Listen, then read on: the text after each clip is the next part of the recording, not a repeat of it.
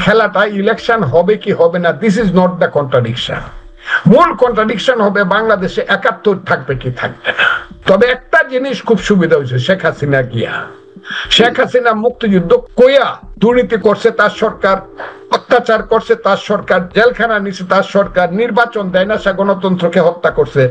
শেখ হাসিনাকে একটা জিনিস ভালো হয়েছে, এই দেশে কারা মুক্তিযুদ্ধের পক্ষে আর কারা হলে রাজাকারের পক্ষে, জিনিসটা খুব পরিষ্কার হয়ে গেছে। এবং এটা একটা ফাইনাল খেলা হবে বাংলাদেশে। টাকা হলো এদের কাছে সাদা কাগজ, এরা এখন ডলারে সম্পদ গণে, পাউন্ডের সম্পদ গণে। এরা এখন চান্দা চায় ১ কোটি টাকা, ১০ লাখ টাকা নিতে গিয়ে আবার নিচে, আবার ৯০ লাখ টাকা নিতে গিয়ে ধরা পড়ে। আবার ধরা পড়লে পরে বলে যে না আমরা তো কেউ না, আমরা তো কেউ না, আমাদের সেই মহাজন আছে, সেই মহাজনের নাম হইল স্থানীয় সরকার মন্ত্রী, ওনার নাম সজীব ভুইয়া। উনি প্রত্যেক দিন ভোর বেলায় গিয়া হাঁসের মাংস দিয়ে নাস্তা করেন ভোর বেলায়, কারণ রাত্রে নাকি ওনার ঘুম হয় না দেশের জন্য। এরা হইল মির্জাফরের বংশ, কোনো ভয় পায় না। সরকার ইচ্ছা হইলে আমাকে জেলে নিয়ে যাক, বিচার করে যদি অন্যায় করে থাকি ফাঁসি দিয়ে দেখো, এটা আমার ভয় না। ভয় হইলো আমাকে গোপন হত্যা করার একটা চেষ্টা চলছে। ওই যে বলছি পিনাকির সাথে একটা লোক বসে ওই দিনও বলছে ফজলুর রহমানকে এখন হত্যা করাটাই ফরজ হয়ে গেছে। আমন্ত্রণ জানাচ্ছি প্রিয় দর্শক, মানচিত্র নিয়মিত আয়োজন কথোপকথনে মুক্তিযোদ্ধা এবং সিনিয়র আইনজীবী মানবাধিকার কর্মী জেদাই খান পান্না কিংবা মুক্তিযোদ্ধা অ্যাডভোকেট ফজলুর রহমানদের মতন মানুষদের নিয়ে নিশ্চয়ই আমরা সাংঘাতিকভাবে উদ্বেগ উৎকণ্ঠায় রয়েছে, এবং সেইখান থেকে সম্ভবত তাদেরকে নিয়ে মানুষ নানান ধরনের টেনশন থেকে নানান ধরনের উদ্বেগজনক খবর নিজেরা যতটুকু পাচ্ছেন তার ডালপালা আরো বেশি ছড়াচ্ছে। জেদাই খান পান্নাকে অ্যারেস্ট করা হয়েছিল, একটি গুজব ছড়িয়ে পড়েছিল, এবং অ্যাডভোকেট ফজলুর রহমান তিনিও নানানভাবে টার্গেট রয়েছেন, এ কথা আমরা জানি। কেন, কি কারণে, কি উদ্দেশ্যে দেশের এই সিনিয়র সিটিজেনরা, মুক্তিযোদ্ধারা বারবার টার্গেটে পরিণত হচ্ছেন এই সময় এসে, এই বিষয়ে নিয়ে আমরা আলোচনা করব, এবং দেশের রাজনীতি কোন দিকে যাচ্ছে অবশ্যই সেই বিষয়ে কথা বলবো। এই বিষয়ে আলোচনার জন্য আমাদের সঙ্গে যুক্ত রয়েছেন এই দুইজনেরই অন্যতম মুক্তিযোদ্ধা সাবেক সংসদ সদস্য অ্যাডভোকেট ফজলুর রহমান এবং বিএনপি চেয়ারপারসন উপদেষ্টা। অ্যাডভোকেট ফজলুর রহমান, আপনাকে স্বাগত জানাচ্ছি আমাদের অনুষ্ঠানে। এবং যে কথাগুলো ভূমিকায় বলছিলাম, কেন আপনাদের মতন মুক্তিযোদ্ধারা বারবার টার্গেট রয়েছেন? গুঞ্জন, কখনো গুঞ্জন ছড়াচ্ছে, কখনো গুজব ছড়াচ্ছে আপনাদের নিয়ে, এর কারণগুলো কি? আপনাকে ধন্যবাদ জানাচ্ছি, অসংখ্য ধন্যবাদ যে আপনি আমাকে স্মরণ করেছেন। যারা আমাদের কথা শুনছেন তাদেরকে সালাম জানাচ্ছি, আসসালামু আলাইকুম। আপনি নিজেই বলে গেলেন আমাদের নামের সামনে একটা টাইটেল আছে, টাইটেলটা হলো মুক্তিযোদ্ধা। এবং আমি আমার জীবনে যাই হই না কেন মুক্তিযোদ্ধার টাইটেলের উপরে মুক্তিযোদ্ধা আমি, এই যে মানুষ জানে বা আমি নিজেকে আমি জানি মুক্তিযুদ্ধে আমি অংশগ্রহণ করেছিলাম, এর চেয়ে গৌরবের কোনো ব্যাপার আমার জীবনে আছে বলে কোনোদিন আমি মনে করব না, যে পদেই আমার আসুক। সেই কারণে যখন ৫ই আগস্টের পরে আমরা খুব অবাক বিস্ময়ে লক্ষ্য করলাম যে ৫ই আগস্ট যে কারণে আমরা চিন্তা করেছিলাম যে ৫ই আগস্ট হলো অগণতন্ত্রী বা স্বৈরতন্ত্রী একটা সরকার বিরুদ্ধে গণতন্ত্রের জন্য আন্দোলন, কিন্তু এই আন্দোলনটার যে সামনে পিছনে যে গান বাজতো, বক্তৃতা হইতো, তা প্রায় সবগুলোই মুক্তিযুদ্ধের গান। ১ নম্বর তীর হারাই ঢেউয়ের সাগর পাড়ি দিব রে, পূর্ব দিগন্তে সূর্য উঠেছে রক্তলাল। আর মিটিং এ বাজতো এবারের সংগ্রাম আমাদের মুক্তির সংগ্রাম, এবারের সংগ্রাম এইরকম।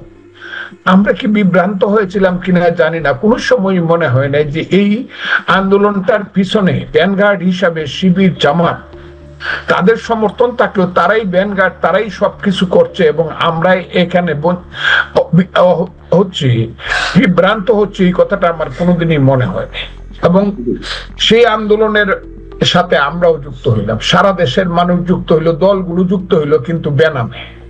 এটা আন্দোলনের কৌশল ছিল, এবং সেই কৌশলটাকে ছেলেরা হাইজ্যাক করলো, এবং এখন দেখা যায় জামাত শিবির হাইজ্যাক করে তারা দাবি করতেছে টোটাল আন্দোলনটাই তাদের। জনপ্রিয় স্লোগানগুলোকে সামনে এনে, জনপ্রিয় স্বাধীনতার বক্তব্যগুলোকে সামনে এনে মানুষকে বিভ্রান্ত করে যে ৫ই আগস্ট ঘটলো, সেই 5ই আগস্টের পরে আমি দেখলাম যখন বলা শুরু হইলো যে এই দেশ হবে এই হিজবুত তাহরীর, এই দেশ হবে ইসলামী দেশ। 71 সনে কোনো যুদ্ধ হয় নাই, স্বাধীনতা যুদ্ধ প্রথম হয়েছে 47 সনে এবং সর্বশেষ হয়েছে 24 সনে।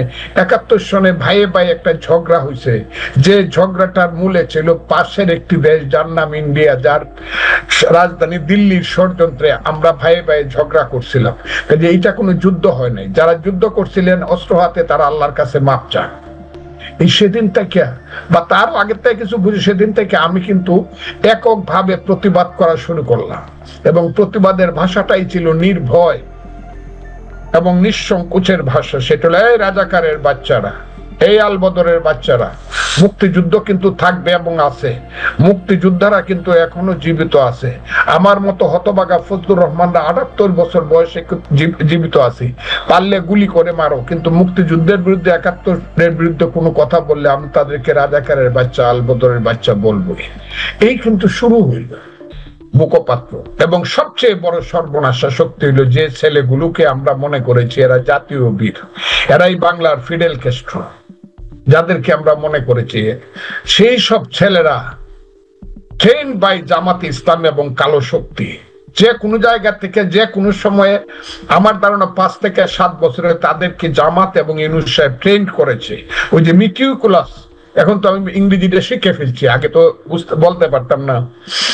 ওই যে প্ল্যান, ওই প্ল্যানটা যে ইউনূস সাহেবের মাধ্যমে জামাতরা করছে, সেই মহারাজার বাচ্চা, জমিদারের বাচ্চাদের এখন শত শত কোটি টাকা।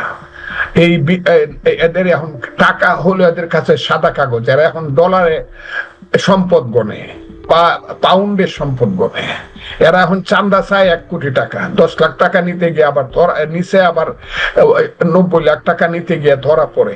আবার ধরা পড়লে পরে বলে যে না, আমরা তো কেউ না, আমরা তো কেউ না, আমাদের সেই মহাজন আছে, সেই মহাজনের নাম হইল এই স্থানীয় সরকার মন্ত্রী, ওনার নাম সজীব ভুইয়া। উনি প্রত্যেক দিন ভোরবেলায় গিয়া হাঁসের মাংস দিয়ে নাস্তা করেন ভোরবেলায়, কারণ রাত্রে নাকি উনার ঘুম হয় না দেশের জন্য। আর ভোরবেলা নাস্তা করতে যদি হাঁসের মাংস না পান, হোটেল বন্ধ হয়ে যায়। উনি সামান্য একটা হোটেল আছে ওই যে গুলশানে, যেখানে নাস্তা করলে 7,000 টাকা লাগে।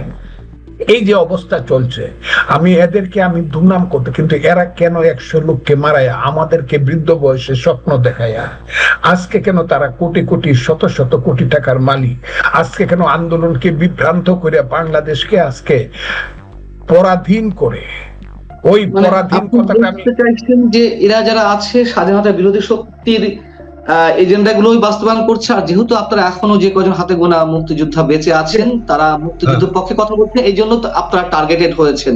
এবং আমি শেষ করে ফেলতেছি, এই কথাগুলো বলার লোক নাই। পান্না ভাই বলে, উনি অসুস্থ মানুষ, পান্না ভাইও আমার 2 বছরের ছোট, উনি অসুস্থ মানুষ, উনি বলে, সাহস করে বলে, ওনাকে অসংখ্য ধন্যবাদ। আমি একদম সব বলি যা আছে, যে আমার দেশ সেন্ট মার্টিন দ্বীপ থেকে, চট্টগ্রাম বন্দর থেকে, করিডোর থেকে ধরে সব আমার দেশে দিয়ে দিবেন। আর আমরা খালি বলবো বাহ বাহ বাহ, সুন্দর করছেন।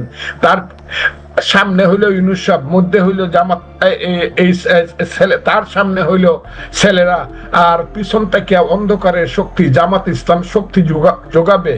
আমরা মুক্তিযুদ্ধের কথা বলতে পারবো না, যে দেশটা আমরা রক্ত দিয়ে স্বাধীন করছিলাম 30 লক্ষ মুখের রক্তে, এবং সেই কারণে আমাদেরকে হুমকি দেওয়া হবে। এখন তো ক্লিয়ার হুমকি দেয়। আমি একটি প্রশ্ন করতে চাই, যে আপনি প্রথমে বলছিলেন যে বঙ্গবন্ধুর ভাষণ বাজিয়ে, দেশাত্মবোধক গান বাজিয়ে মানুষকে এক ধরনের আস্থায় নিতে চেয়ে তারা আন্দোলনের সূত্রপাত করেছিল এবং আমাদের সাথে তারা বিট্রে করেছে, মুক্তিযুদ্ধের সঙ্গে বিট্রে করেছে। সেই জায়গা থেকে আমরা এখন দেখতে পাচ্ছি বঙ্গবন্ধুর মৃত্যু বার্ষিকীতে ঢাকা বিশ্ববিদ্যালয়ে ডিজে পার্টি হয় এবং শোক জানাতে কেউ গেলে, মানে স্বাধীনতা যুদ্ধের মহান স্থপতি বঙ্গবন্ধুর জন্য কেউ শোক জানাতে গেলে তাদেরকে আক্রমণের শিকার হতে হয়। এই কারণে কি বিষয়গুলো ঘটছে? আজকে বললেন ফুল দিতে দেয় না, বাধা দেয়, ওই কি ডিজে পার্টি করে, এগুলা করে। ওইগুলো হইলো ওই যে 1757 সনের 3রা জুলাই মির্জাফরের যে লাইন, এই লাইনের লোকেরা, আমার কথাটা খুব বোঝার চেষ্টা করেন, এরা হইলো বাঙালির লাইনের লোক। এবং এদের লাইনটা হইলো শেষ পর্যায়ে আইসা গোলাম আজম, নিজামী, মুজাহিদ, জামাতে ইসলাম, নুরুল আমিন, খাজা খয়রুদ্দিন, এই লাইন, এরা হলো এই লাইন যদি সার্ভাইভ করে তাইলে আমরা ইতিহাসে আপাতত মৃত্যুবরণ করে ফেলছি, আরো করব। কিন্তু আমার ধারণা ইতিহাস এই লাইনকে বাঙালির ইতিহাস এই মীর জাফরের লাইনকে সার্ভাইভ করতে দিবে না। আমি কথাটা খুব দিবে না। এরা কিছু স্লোগান দিবে, গোলাম আজমের বাংলায় অমুকের ঠাই নাই, ওই নিজামীর বাংলায় অমুকের ঠাই নাই, কিন্তু এদেরকে মানুষ বলবে যে এরা হইল মীর জাফরের বংশধর, এরা হইল গোলাম আজম স্বাধীনতা বিরোধীদের বংশধর। এই কথাটা স্বাধীনতা বিরোধী শক্তির একটা আস্ফালন বা তাদের নতুন পরিকল্পনা তো রয়েছে, কিন্তু একটা দৃশ্যমান সরকার, একটা অস্থায়ী নির্দলীয় অন্তর্বর্তী সরকার, তারা কিভাবে এটিকে প্রশ্রয় দিচ্ছে? বঙ্গবন্ধুর মতন একজন ব্যক্তিত্ব এবং তার পরিবারের সদস্যরা নিহত হলেন, মানুষ শোক পালন করতে পারবে না, আইন শৃঙ্খলা রক্ষাকারী বাহিনীর ঠেকানো হবে। উল্টো যাদের কথা আপনি বলছেন যে মীর জাফরের বংশধর বা মীর জাফরের লাইনের লোকজন, তাদেরকে প্রোটেক্ট করবে, তারা যা চাইবে সেগুলোই বাস্তবায়ন করবে আইন শৃঙ্খলা রক্ষাকারী বাহিনী সরকারের ঊর্ধ্বতন কর্তৃপক্ষের নির্দেশে। এটির ব্যাখ্যা কি? আপনি যার কথা সরকারের, সেই সরকারের প্রধান নেতার নাম হলো জনাব অধ্যাপক মোহাম্মদ ইউনূস সাহেব, যাকে আমি বলতাম 10 জন প্রধানমন্ত্রীর চেয়ে উঁচু ব্যক্তি। কিন্তু এখন দেখা যাচ্ছে উচ্চতা ঠিকই উঁচু আছে, ওই নোবেল পুরস্কার পাইছে, সবকিছু আছে, কিন্তু তার মানসিক অবস্থাটা হলো ওদের সাথে, এবং উনি ওদের দাগে পড়বেন। উনার সিএসটা ওই দাগে হবে, মীর জাফরদের দাগে হবে। এখন পর্যন্ত আমি যেটা বুঝতে পারছি, কারণ তার বংশের কেউ মুক্তিযুদ্ধ করে নাই। তার বাবার নাম জানি আমি, তার দাদার নাম জানি, তার ভাইদের নাম জানি, তার ভাইয়ের ছেলেদের নাম জানি, তার মেয়েদের নাম জানি, সব জানি আমি। তার বাপ যে সৌদাগর এটা জানি, উনি যে কিভাবে এই যে গ্রামীণ ব্যাংক করছে, কিভাবে চট্টগ্রাম বিশ্ববিদ্যালয়, এগুলো সব আর কি। যেহেতু আমি ছাত্রলীগের প্রেসিডেন্ট সেক্রেটারি ছিলাম 76 সন থেকে ধরে, আমি সব জানি বলে আমি বলতেছি। উনাকে আমি মনে করছিলাম উনি একজন মহান মানুষ, হ্যাঁ মহান মানুষও, কিন্তু উনি মুক্তিযুদ্ধের বিরুদ্ধে মানুষ। উনি জীবনে কোনোদিন এর আগে শহীদ মিনারে যায় নাই, জীবনে কোনোদিন উনি স্মৃতিসৌধে যায় নাই, জীবনে কোনোদিন উনি বাংলাদেশের মানুষের মুক্তি সংগ্রামের সাথে যুক্ত হয় নাই। উনি এটা আমি মনে করছিলাম, তাইলে উনি মধ্যস্থলে আসে। এখন দেখি না, উনি ইচ্ছাকৃত ভাবে যায় নাই, এবং বাঙালি এবং বাংলাদেশ এবং বাংলাদেশের মানুষের মুক্তি সংগ্রামে তার বিরোধিতা ছিল, মনে মনে অবদান তো ছিলই না। এখন যখন সুযোগ পাইছে তখন উনি নিজে কিছু করেন আর অন্যদেরকে দিয়া কিছু করান, এবং জামাতের উপরে নির্ভর করে উনি করেন। কাজে আমিও ওনাকে বলবো, তারা আর ওই যে আপনি বলবেন ওই যে ছেলেপেলেরা, এই ছেলেপেলেরাও জামাতেরই মুখপাত্র, এবং তাদেরকে জামাত ট্রেনিং দিছে বিভিন্ন ভাবে। আমি ওই দিন একটা কথা বলছি যে 4টা ছেলের নেতা বানাইছে ছাত্রলীগের 20 লক্ষ টাকা দিয়া। এর মধ্যে ওই যে মহান ব্যক্তিরা এখন যারা আছে, আমি নাম নাইবা বললাম, 20 লক্ষ টাকা দিয়া বানাইছে, এবং টাকাটা সাপ্লাই করছে একটা রাজনৈতিক দল।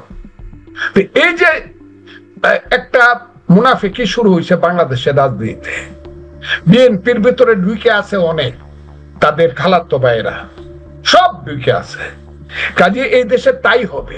তবে একটা জিনিস খুব সুবিধা হয়েছে, শেখ হাসিনা গিয়া, শেখ হাসিনা মুক্তিযুদ্ধ কইয়া দুর্নীতি করছে তার সরকার, অত্যাচার করছে তার সরকার, জেলখানা নিচ্ছে তার সরকার, নির্বাচন দেয় না, সে গণতন্ত্রকে হত্যা করছে। শেখ হাসিনাকে একটা জিনিস ভালো হয়েছে, এই দেশে কারা মুক্তিযুদ্ধের পক্ষে আর কারা হলে রাজাকারের পক্ষে, জিনিসটা খুব পরিষ্কার হয়ে গেছে। এবং এটা একটা ফাইনাল খেলা হবে বাংলাদেশে। আমি আবারও বলছি, ফাইনাল খেলা হবে বাংলাদেশে, কারা আলবদর রাজাকার এবং তাদের সন্তানেরা 54 বছর পরেও মুক্তিযুদ্ধের অপমান ভুলতে পারে নাই, আর কারা মুক্তিযুদ্ধের পক্ষে 1000 বছরের বাঙালির সন্তান, যে সন্তানের মায়েরা 1000 বছর ধরে আল্লাহর কাছে প্রার্থনা করেছে, হে আল্লাহ আমাদেরকে এমন এক সন্তান দাও যে সন্তান আমাদেরকে স্বাধীনতা দেবে।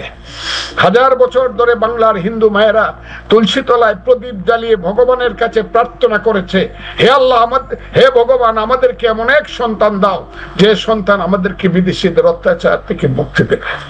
শেখ হাসিনা না থাকতে পারে, অন্য কেউ না থাকতে পারে, আবার নতুন করে জন্ম নিছে জেডাই খান পান্নারা, জন্ম নিছে আবার মুক্তিযোদ্ধারা, হাজারে হাজারে যোগাযোগ করে।